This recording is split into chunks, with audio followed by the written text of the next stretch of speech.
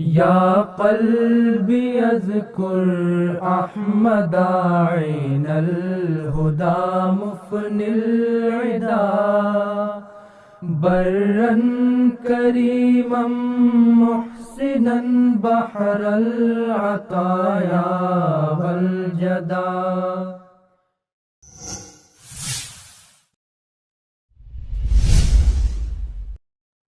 Assalamualaikum warahmatullahi wabarakatuh. Masyarakat dunia kembali dihebohkan dengan kasus penghinaan terhadap Nabi Muhammad SAW. Kali ini terjadi di India, di mana beberapa politisi tertentu menyuarakan ujaran kebencian kepada wujud suci agama Islam Nabi Muhammad SAW. Tindakan ini sontak menyebabkan respon keras dari berbagai kalangan umat Islam di dunia.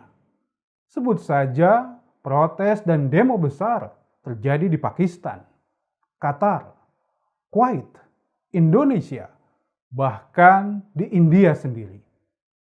Lantas muncul beberapa pertanyaan. Mengapa kasus seperti ini kerap terulang?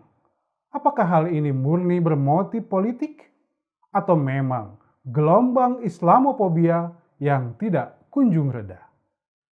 Kita akan temukan jawabannya dalam program dialog spesial bersama Amir Nasional Jemaat Ahmadiyah Indonesia, Maulana Haji Abdul Basit Syahid, berikut ini. Ratusan warga di Provinsi Kashmir, India, Sabtu 11 Juni memprotes Partai Nasionalis Bharatiya Janata terkait pernyataan politisinya yang dianggap menghina Nabi Muhammad.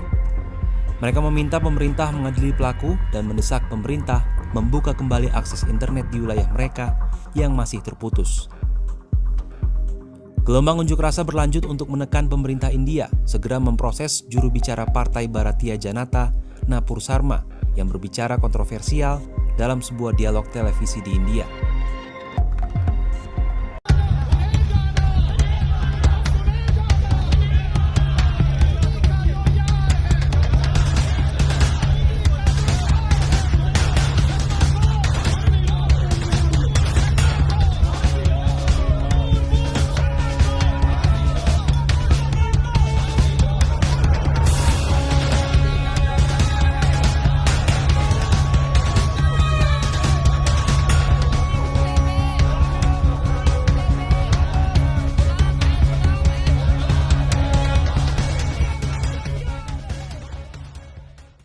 Assalamualaikum warahmatullahi wabarakatuh, Pak Amir. Waalaikumsalam warahmatullahi wabarakatuh. Jazakumullah ahsanal jazaa atas waktu dan kesempatannya. Iya.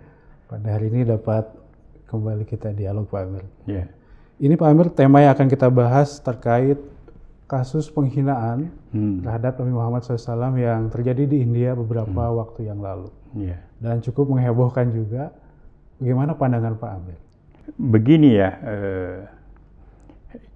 dasar hukum kita kan satu Al-Quran, kemudian sabda-sabda Rasulullah SAW dan contoh beliau, ya, karena itu yang menjadi dasar hukum kita di dalam beribadah dan bermuamalah, ya, semua ini. Jadi ini yang patut kita kita jadikan panduan yang utama, ya.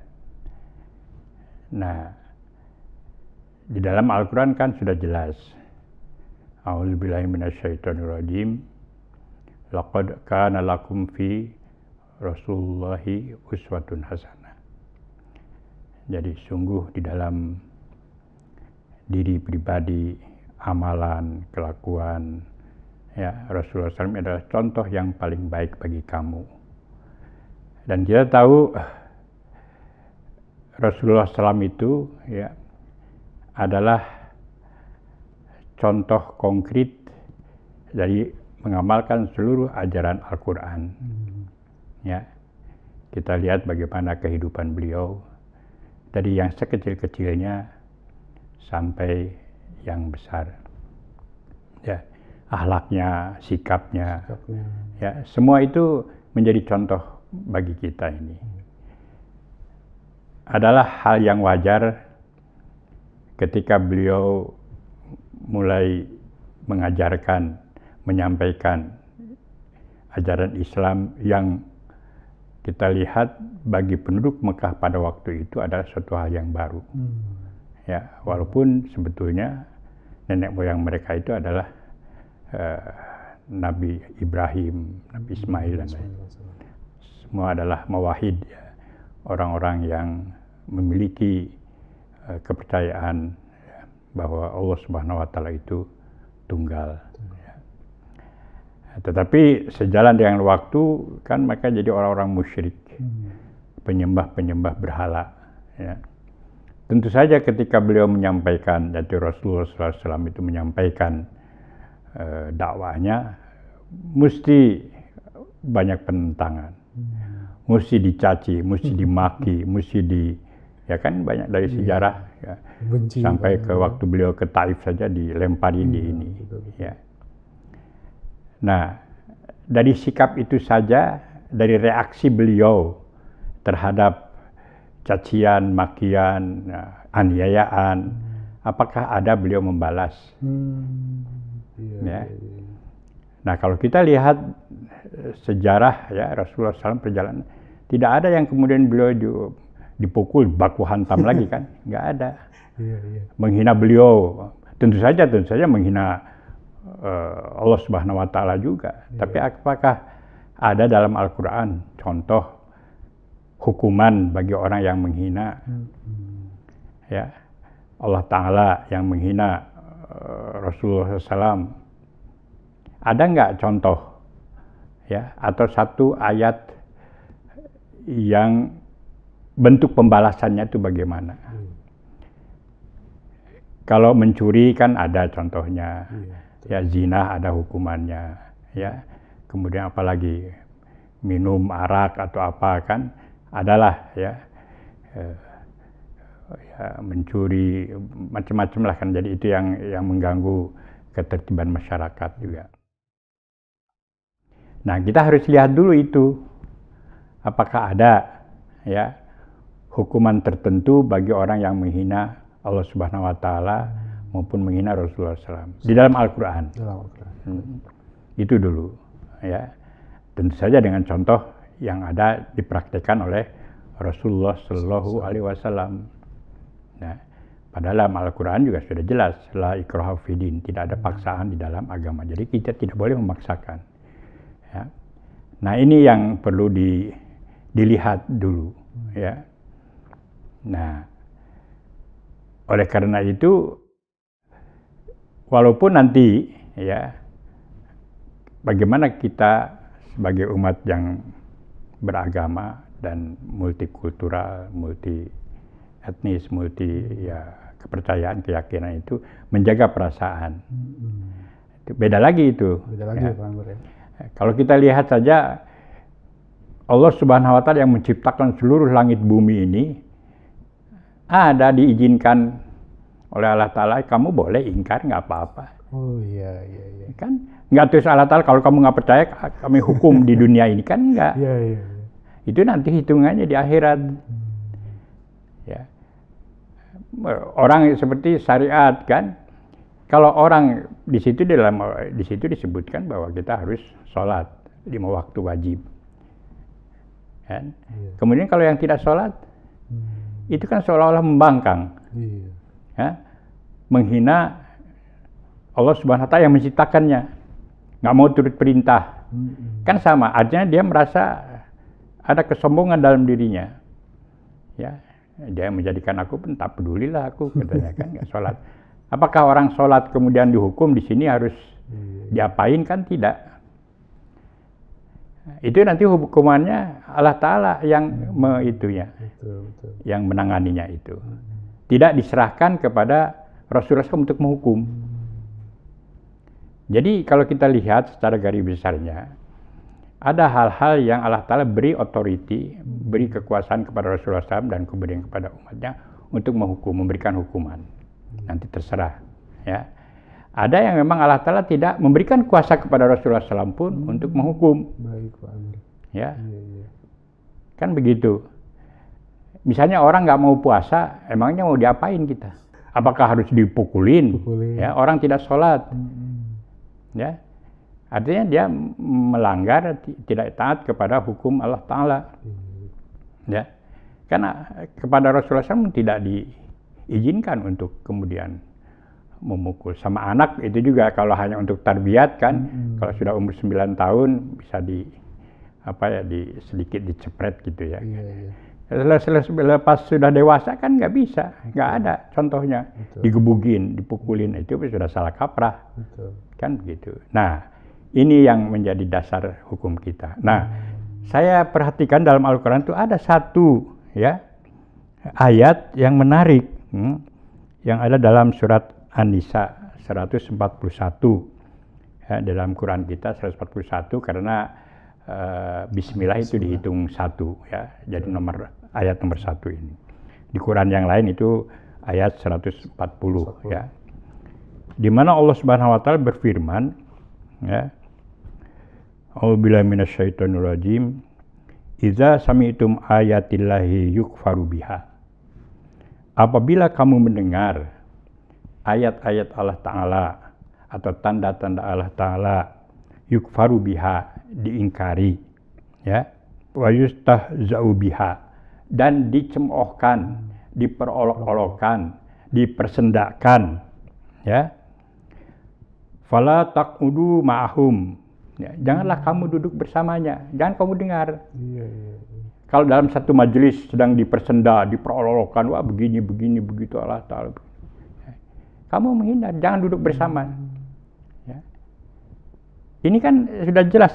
Ayat Al-Quran. Tidak ada begitu dia bersenda kamu pukul, kamu belasah.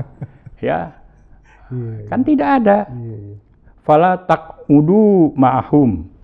Janganlah kamu duduk bersama mereka hatta yahudu fi hadisin ghairi, sehinggalah mereka beralih kepada percakapan atau kepada materi percakapan yang lainnya ini. Innakum izam misluhum. Tapi kalau kamu tetap duduk di sana bersama, mendengarkan semua cacian makian apa semua dan dipersenda semua ya ayat-ayat Allah Ta'ala, termasuk juga kalau menghina Rasulullah SAW, kan ayat juga beliau itu adalah tanda kebesaran Allah Subhanahu Wa Ta'ala itu di sana. Maka kamu seperti mereka nantinya. Ya. Kemudian ayat selanjutnya mengatakan innallaha jami'ul munafiqina wal kafirina fi jahannam jami'a. Coba. Sungguhnya Allah Ta'ala nanti akan mengumpulkan orang-orang munafik dan orang-orang kafir ya dalam satu jahanam. Ya, semuanya itu. Ya, di sini kan sudah jelas. Jadi Allah Ta'ala nanti yang akan menghukum mereka itu. Ya. Jadi ini ayat yang menjadi dasar ya bahwa tidak ada hukuman yang ditentukan, yang diberikan atau diberikan kuasa kepada Rasulullah SAW untuk melakukan tindakan hukuman ini, ya, penghukuman ini, ya, tidak seperti orang zina atau orang mencuri atau apa kan sudah, ya itu, ini tidak ada. Ya, jadi ini yang harus menjadi pegangan kita. Ya. Jadi bagaimana seharusnya kita bereaksi? Nah ini kan ada selanjutnya. Nanti kita bahas, Pak. Ya. Baik Pak Amir. Terkait kasus penghinaan ini nampaknya kerap berulang terjadi di beberapa negara. Beberapa waktu yang lalu juga sempat terjadi dengan karikatur dan lain-lain. Apa Pak Amir ini sebenarnya yang terjadi dengan keberulangan ini Pak Amir? Begini, tentu saja kan sebetulnya ini bukan itu hanya reaksi dari tindakan beberapa kelompok di antara kita. Ya, bisa saja karena mungkin kebenciannya, karena Islamfobia, macam-macam lah ya. Dan ini yang menjadi juga, dan ini memang bisa saja benar, karena tindakan beberapa kelompok Islam yang merasa paling benar melakukan tindakan-tindakan barbarik. Ya, contoh di Pakistan, di mana-mana lah, ya, yang tidak sepahaman dengan pemahaman mereka melakukan tindakan seperti itu. Ya, di Indonesia juga terjadi. Di sini. Ya. Nah, mungkin melihat fenomena seperti itu, kejadian kayak seperti itu, ya, sehingga mereka bereaksi, ini nggak benar. Sehingga banyaklah tuduhan terhadap Rasulullah SAW, terhadap Islam, bahwa ini mengajarkan kekerasan, mengajarkan pemaksaan, dan lain-lain, intoleransi, apa semua. Ya. Padahal, sebagaimana saya katakan di awal, ya, contoh Rasulullah SAW. Betul. Ya. Nah, ini mungkin, ya, makanya akan selalunya terjadi, ya, penghinaan apa Tidak semua. puasan terhadap beberapa gelintir dialamatkan ya. kepada Rasulullah SAW. Makanya ada Islamfobia begitu kan. Baik. Bisa saja itu terjadi. Ya. Baik. Nah, terkait tadi yang Pak Amir ingin jelaskan terkait cara merespon yang terbaik dengan umat Islam selain yang tadi Bapak Amir. Ya, kan di dalam Al-Quran juga sudah jelas. Karena begini, kita ini terutama di Indonesia kan berbagai kaum, berbagai bangsa, ya, latar belakangnya ini. Oleh karena itu juga bukan soal benar tidaknya. Kalau keyakinan ini susah kita mau menjudge. Itu hanya Allah Ta'ala nanti yang tahu kan. Allah Ta'ala yang lebih tahu mana yang tersesat, mana yang tidak, yang mendapat petunjuk. Ya. Nah, dan ini satu kenyataan. Ya.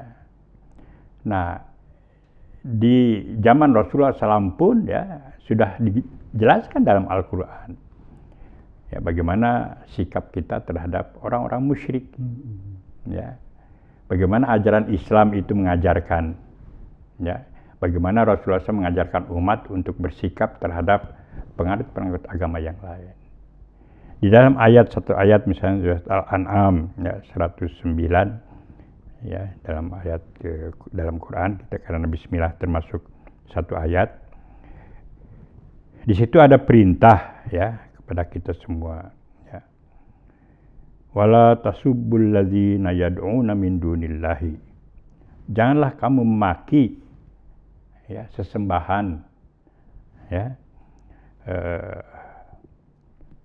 Apa yang mereka seru, ya, sesembahan atau apa yang mereka seru selain min dunillahi, selain Allah Subhanahu wa Ta'ala. Jadi karena mereka juga punya penganut, punya kecintaan terhadap sesembahannya, terhadap patung-patungnya, terhadap patung-patungnya juga jangan kamu caci maki, jangan kamu hina, jangan kamu itu. Karena kita juga menjaga perasaan mereka. Oh, baik. Fayasubullaha aduwam bighairi ilmin. Kalau kamu bertindak seperti itu, maka apa? Mereka pasti akan juga menghina, memaki Allah Ta'ala, ya, disebabkan rasa permusuhan tanpa pengetahuan. Dan kita tahu bahwa dalam Islam itu keadilan itu harus salah satu nilai Islam yang paling luhur. Jadi kalau kita tidak mau dihina, jangan menghina itu, ya. Apapun juga. Betul. Karena mereka juga punya peran. Jadi bagaimana tuh sensitifnya Rasulullah SAW terhadap hal ini, ya, betul-betul mengambil itu. Jangan kamu caci maki mereka, jangan kamu sentuh, biarkan. Ya, sampai mereka ini tobat dan paham, jadi mereka sendiri nanti akan menghancurkan. Kan begitu. Baik. Ya, tidak pernah itu Rasulullah SAW untuk menghina sesembahan itu. Ya, karena di sini sudah jelas, janganlah kamu caci maki, memaki sesembahan selain Allah Ta'ala, yang mereka sembah selain Allah Ta'ala. Kalau kamu memaki, mereka juga akan memaki kamu, memaki Allah Ta'ala nanti. Kan begini. Jadi ini yang harus dijaga. Nah, bagaimana sikap kita? Kan itu. Nah begini, kalau ketika dalam Al-Quran tidak disebutkan dan kita berada di satu negara yang punya hukum positif tersendiri, ya kita serahkan kepada pemerintah untuk melakukan tindakan apa untuk menjaga keharmonisan itu. Tapi yang jelas umat Islam tidak mengambil hukum di tangan sendiri karena tidak ada hukumnya ini. Dalam Al-Quran, dalam contoh Rasulullah SAW. Kan berapa banyak Rasulullah SAW dicaci, dimaki, dipersendakan. Ya, kan tidak pernah Rasulullah SAW membalas. Inilah sikap yang harus ditunjukkan oleh orang Islam. Orang Islam itu punya wibawa, punya elegan lah ya. Nah, itu. Jangan sedikit-sedikit saja udah melenting, tidak. Melenting. Tidak. Sepatutnya itu. Jadi kita harus menjaga justru di situ menjadi harus kita memperlihatkan karakter orang Islam sebenarnya itu apa. Bukan terus diumbar itu, kemarahan begitu kan, tidak. Nah, dari situ apakah kita diam? Tidak juga. Tidak juga. Nasihati mereka. Nasihati, ya kasih petunjuk. Ya. Yang paling pertama itu kalau dicaci maka udah kita menghindar saja dulu. Itu yang pertama. Yang pertama. Karena itu juga untuk menghindar supaya kita tidak terpancing emosi kita. Menghindar dulu. Menghindar dulu ya, kemudian biar. Tapi kalau sudah ini kan dalam ayat tadi juga hatta yahudu, sehingga mereka beralih kepada pembicaraan yang lain. Bukan berarti itu ditinggalkan, tidak. Ada masa kita boleh kembali dan kita nasihatkan, kamu tidak boleh begitu. Begini kan, itu selanjutnya. Sama. Kalau mereka sudah nggak mau turun, ya sudah, biarkan saja nanti pemerintah yang akan bertindak untuk menjagakan itu punya ketertiban. Kita sebagai Islam, menurut agama Islam tidak perlu. Saya pikir sangat elegan Pak berbicara itu. Iya, jadi itu menjadi sikap yang menarik kan. Menarik sekali. Menarik, dan itu akan itu salah satu keindahan Islam itu, bahwa tidak spontan dan kemudian melakukan tindakan brutal. Misalnya dihina terus, nanti yang berbau itu mereka rusak ya. McDonald dirusak, ini dirusak. Nggak begitu ya. Malah yang rugi juga ini bus dirusak seperti di Pakistan di mana-mana. Ya, istilahnya tidak sumbu pendek lah Pak Amir. Iya, tidak sumbu pendek. Iya. Dan itu. Baik, Pak Amir. Beberapa keberatan yang kerap dituduhkan kepada Rasulullah SAW, na'udzubillah min dzalik, bahwa beliau adalah simbol kekerasan, simbol penyebab peperangan, karena ada jihad dan lain-lain. Bagaimana Pak Amir menjelaskan masalah? Ya, kita harus terangkan saja dari contoh Rasulullah SAW kan. Karena beliau ini sebagai rahmatul lil alamin, ya, yang membawa kedamaian, kesejukan, keselamatan. Nah, ini harus ditunjukkan. Harus ditunjukkan benar nggak Islam ini seperti itu, sebagaimana yang dicontohkan oleh Rasulullah SAW.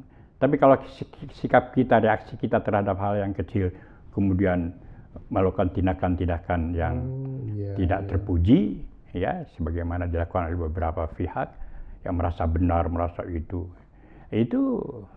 justru memberikan reaksi negatif, memberikan kesan negatif. Jadi tidak seperti itu. Makanya di awal saya katakan, lihat saja Rasulullah SAW bagaimana bersikap, bagaimana bereaksi, bagaimana. Dan ini dia dicontohkan ya Hazrat Masih Maud alaihissalam. Kan? Beliau sebagai pecinta sejati Rasulullah SAW juga ada satu kali ya, saya ingat dalam peristiwa apa, ketika Hazrat Hakim Nuruddin juga ada di situ, ya, sedang ada satu majelis sedang mencaci maki Rasulullah SAW apa semua. Diam saja di situ, lapornya sampai kepada Hazrat Masih Maud alaihissalam. Beliau marah, kenapa kamu tidak menghindarkan diri dari sana? Kenapa kamu tidak beranjak dari sana? Barulah teringat akan ayat itu kan. Jadi itu Rasul Huzur juga, jadi Hazrat Masih Maud alaihissalam juga merasa gerah ya dengan itu. Betul. Sikap beberapa sahabat yang tidak paham. Nah, apa ayat itu kan sudah jelas, menghindar. Kenapa kamu masih duduk mendengarkan semua caci makian itu. Baik Pak Amir. Keberatan lainnya yang kerap disampaikan, na'udzubillah min dzalik, bahwa Rasulullah SAW dengan poligaminya dianggap sangat gemar, na'udzubillah, perempuan, wanita dan lain-lain. Ini selalu digembar-gemburkan oleh kalangan tertentu. Bagaimana Pak Amir menyikapinya? Begini, Islam itu adalah memberikan ajaran atau solusi bagi keadaan tertentu, dan itu bisa saja terjadi dan akan terjadi. Ya, nah kita lihat di dalam sejarah manusia ini, ya, selalu saja terjadi, misalnya salah satunya adalah peperangan. Ya, ada peperangan yang sifatnya lokal, ada yang mendunia kan. Ada perang dunia ke-1, ada yang kedua, yang jutaan orang laki-laki menjadi korban.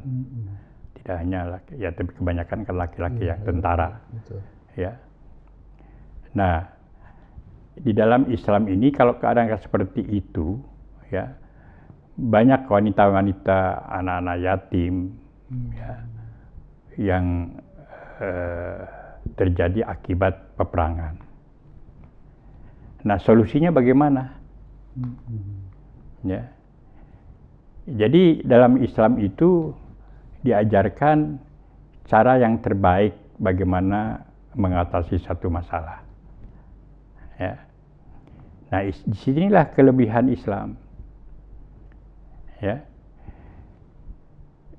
Islam mengizinkan, dan kalau kita lihat tidak semestinya harus mengizinkan, diberi peluang, ya. Silahkan. Karena kalau terjadi, coba ketika laki-laki terbunuh, ya, tewas dalam peperangan, ratusan ribu, jutaan, kan ada yang akan menjadi janda, ada yang menjadi anak yatim. Oleh karena itu kalau kita lihat ayat-ayat yang dimana mengenai poligami apa, kan itu hubungannya itu dengan bagaimana memelihara anak-anak yatim dan janda. Betul. Kan? Nah, siapa yang akan menanggung? Siapa yang akan memelihara kehormatannya, anaknya, semua itu? Kan? Oleh karena itu dalam satu seperti itu ada sebab-sebab lain, ya. Karena memang nature laki-laki, sifat alami laki-laki dan perempuan kan berbeda. Itu. Ya.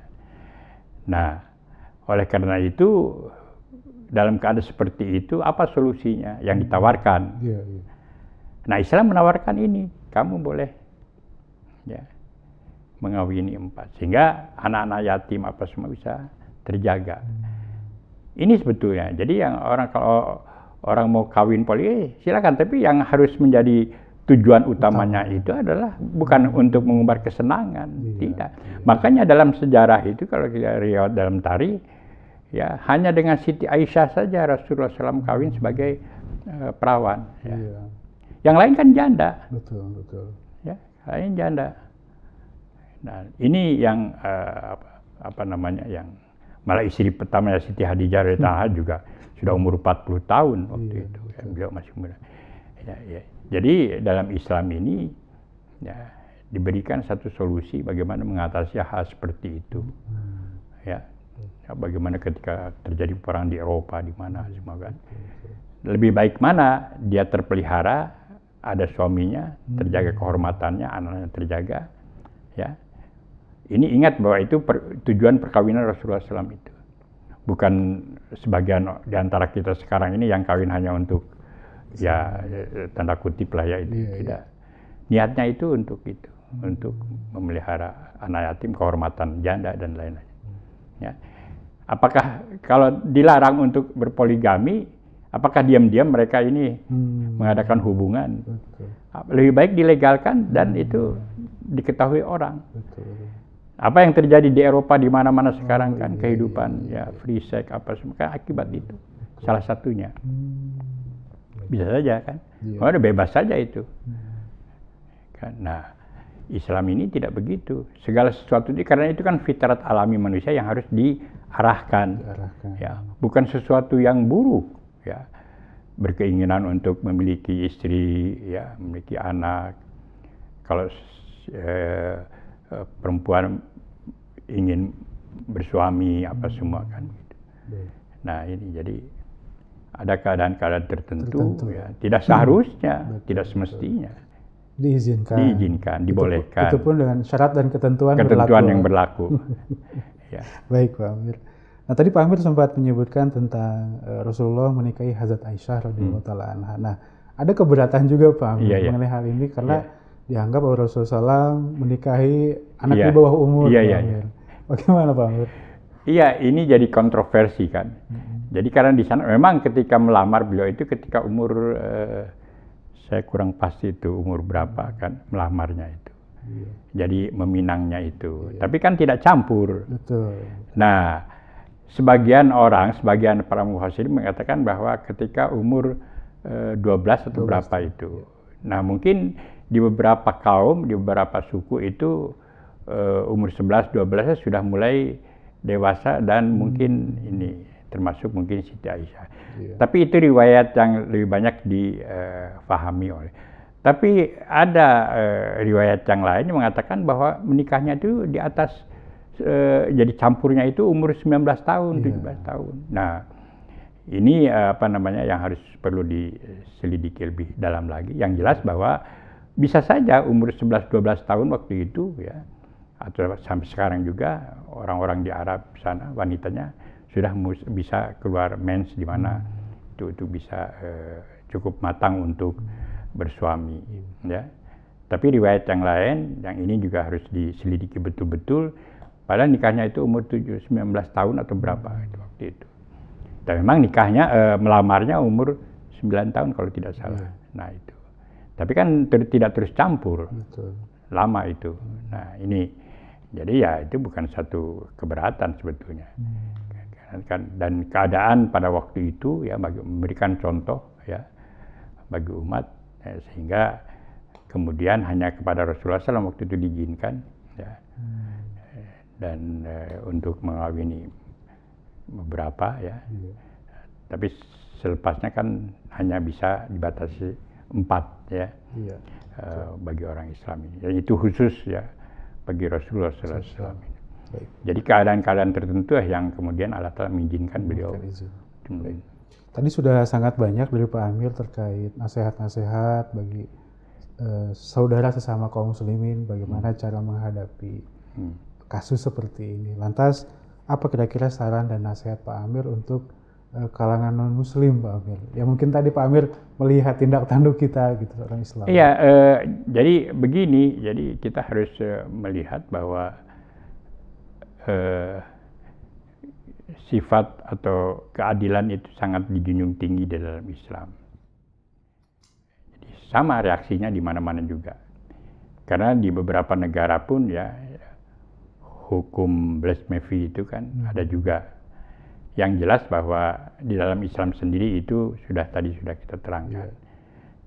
Tidak ditentukan secara eksplisit ya bagaimana itu. Itu kan ada di tangan Allah Subhanahu wa Ta'ala ini. Malah hal itu tidak diberikan wewenang kepada Rasulullah SAW. Nah, di negara-negara yang memiliki sistem hukum positif tersendiri, apakah itu ada atau tidak, kita serahkan kepada yang berwenang. Jadi yang paling utama adalah jangan kita melakukan tindakan mencederai kehormatan atau perasaan umat beragama yang lain. Itu yang paling utama dulu. Begitu juga ketika kita bersikap seperti itu, kita juga harap ya perlakuan yang sama bagi kita. Ya. Jadi kalau kamu ingin menjaga perasaannya, ya kita juga harus jaga perasaan. Ya. Jadi jangan kamu lakukan sesuatu hal yang kamu juga tidak kehendaki kepada orang lain. Kan begitu. Nah, sama juga. Jadi kita kalau ada sikap yang tidak sesuai dengan apa yang dicontohkan Rasulullah SAW terhadap yang lain, ya kita harap tidak bertindak yang sama. Ya. Tapi kita harus menahan diri dan serahkan kepada yang berwajib. Jadi intinya ini kita tidak boleh mengambil hukum di tangan sendiri. Itu aja dulu. Poin utamanya gitu Pak. Itu ya. Biarkan yang berwenang. Ya. Kalau semua dibiarkan liar, apa yang akan terjadi? Kacau. Ketika satu orang itu diberi hak yang sama, ya, dibiarkan, tentu yang lain juga harus memiliki hak yang sama. Loh, kok senang-senang saja mereka buat terhadap kita, apa kita tak boleh buat yang sama terhadap mereka? Kan kacau jadinya. Betul. Nah, ketertiban itulah tugas negara. Ya, kita sebagai umat ya jaga diri, ya, sesuai dengan pegangan kita. Ya, nah itu tadi kita sudah lihat dalam Islam tidak ada itu. Ya, malah orang musyrik pun harus dijaga perasaan, jangan dicaci maki sesembahannya itu. Ya, itu kan ajaran Islam. Betul. Ya, dan itu dicontohkan di Rasulullah SAW. Kan begitu. Baik. Masya Allah Pak Amir, banyak sekali poin, ilmu dan satu hal yang mudah-mudahan dapat mencerahkan dan mengilhami baik itu sama kaum muslimin dan juga kalangan non-muslim. Sehingga tadi yang Pak Amir sampaikan bahwa keadilan, kesetaraan dapat terjadi dan tentunya kedamaian dapat kita rasakan. Jadi hidup bertetangga, hidup bernegara, hidup sebagai warga ini bisa harmonis, saling jaga. Ya, betul. Jaga kehormatan, jaga perasaan. Itu kan itu. Baik Pak Amir, jazakumullah atas waktu dan kesempatannya. Mudah-mudahan berfaedah. Berfaedah insyaallah. Mudah-mudahan kita dapat berjumpa di lain kesempatan. Assalamualaikum warahmatullahi wabarakatuh. Waalaikumsalam.